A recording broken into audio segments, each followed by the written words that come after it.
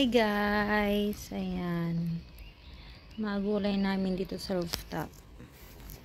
Ayan, kukunin ko to kasi ito ang lulutuin namin for dinner. Gigisa namin yun, yan na lang natira guys. Ito mga maliliit pa, so ito yung kukunin ko.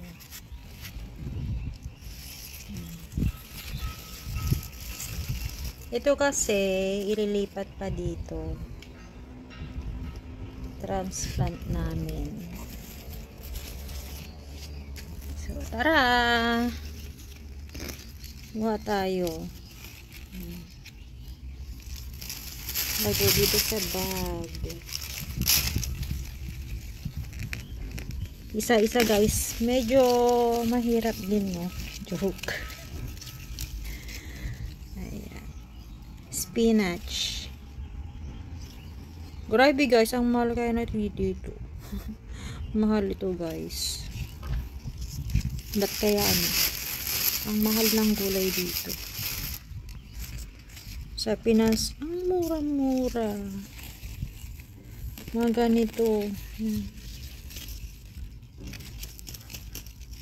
Subunot lang tayo. Ilagay natin sa mahiwagang plastic. Mahiwaga talaga, no?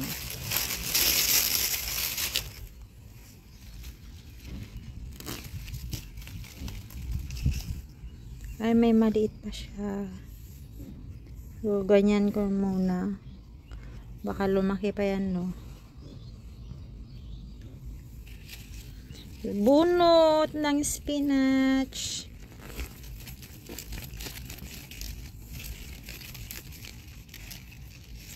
Gulay is life guys. So kapag may chance, may mga paraan para makapagtanim ng gulay, so go tayo. Go sa pagtanim ng gulay. Medyo mainit. 3:30 ngayon dito. 3:30 PM sa rooftop. Napakainit. Ayan. Patingin muna dito sa rooftop. Ayan. Hello mga kapitbahay. Shout out sa inyo. Ganon eh. Mainit. So back to bunot ng gulay.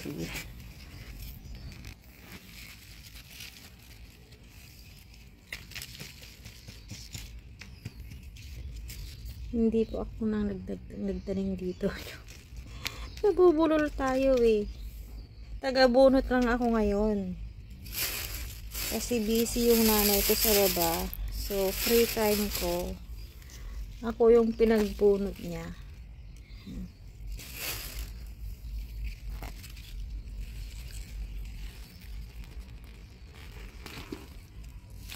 Tingnan nyo naman. Oh, ang daming roots.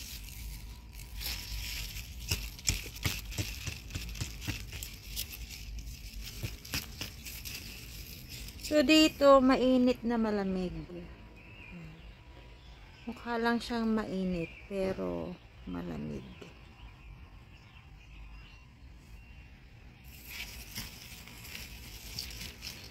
So dyan lang kayo ha. Panoorin nyo lang ako magbubunot ng gulay.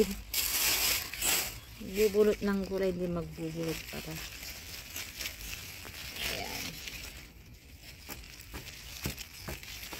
Ayan.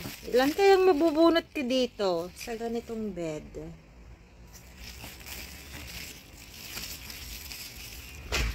So, shout out sa inyong lahat, sa mga viewers ko dyan. Maraming salamat. Please do like and subscribe. Arte-arte, no? Apaka-arte naman ng host nito. Ganun. Tak, tak, tak, tak, tak. Tak, tak, tak. Yan.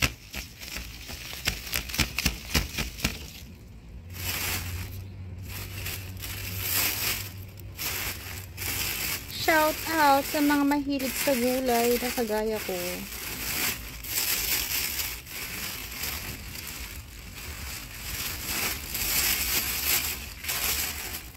So, pupunuin ko po ang itong bag, ganitong bag. Pupunuin ko siya.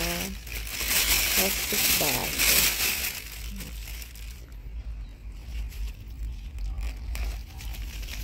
Ayan. Nakatatlo na ako dito, no? 3. Kailangan natin 4. Oh, hindi nasama yung ugat. 5. Ayan. Ay, may maliit pa dun. Sayang naman. Sana nag-gloves ako. Joke.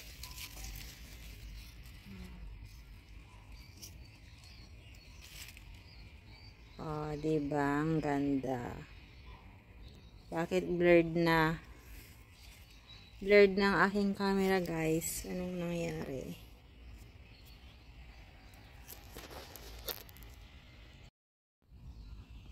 Ayan. Blurred kanina, so in-stop ko muna.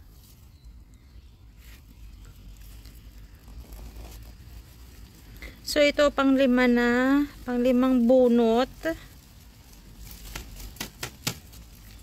6. Nagbibilang talaga, no? 7. Ayan, matanda na to eh. So, ang kukunin lang namin yung mga, ito, mga leaves lang. Ayan lang ang kukunin namin. Igigisa lang. Igisa sa bawang. Tapos, lagyan ng asin. Chicken powder. Yun lang. Siyempre, huwag kalimutan ng olive oil. Yan lang po. Apakasimple lang. Igisa lang. So, need lang ng bawang, asin, at chicken powder. Yun lang. Ang ingredients nito. Simpleng paggisa lang. Yan, hindi ko na binilang. Tinamad na akong magbilang. O, konti na lang. So, tak, tak, tak, tak, tak, tak, tak, tak, tak.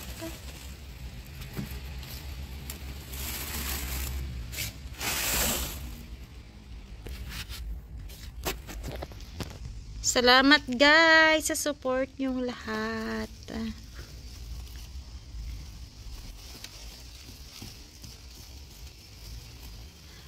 Magbunot tayo ng halaman. Yan. Spinach.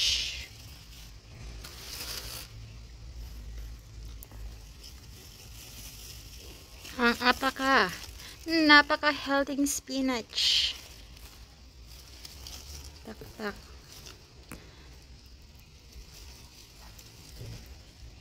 Ayan.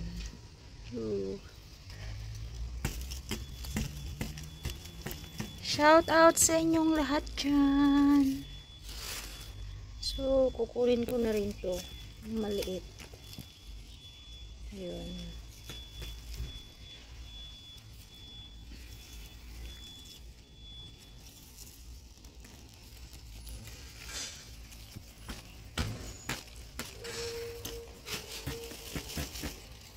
Bunot-bunot.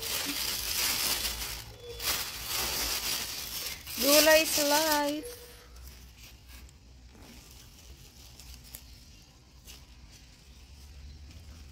So, kapag may backyard kayo na medyo malawak, ayan, magtanim tayo ng gulay.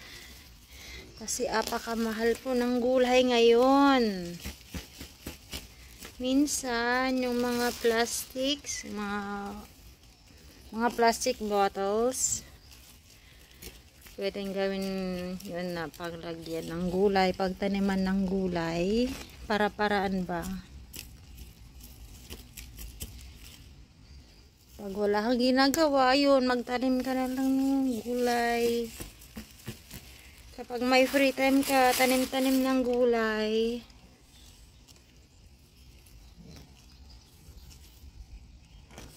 Yun. Kung wala kang malawak na garden, pwede kang magtanim sa mga paso. Para-paraan ba?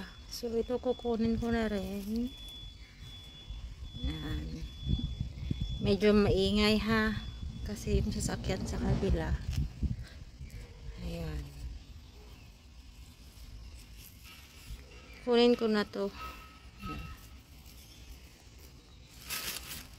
So, ayun. Tapos na. Ito na rin. Last.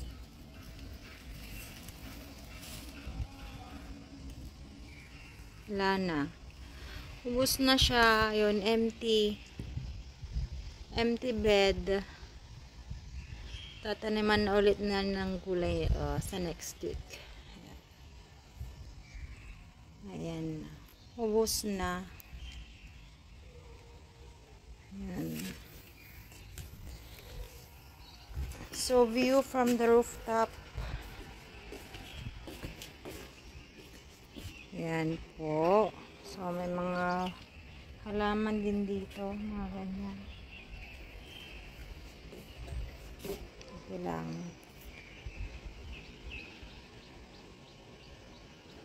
So, tapos ng pagbubunot ng gulay.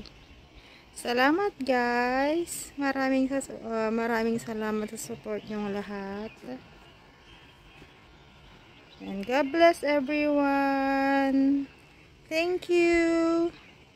Please do like, share, and subscribe my channel, Giselle Vlog HK. Thank you so much. God bless everyone. Till next time.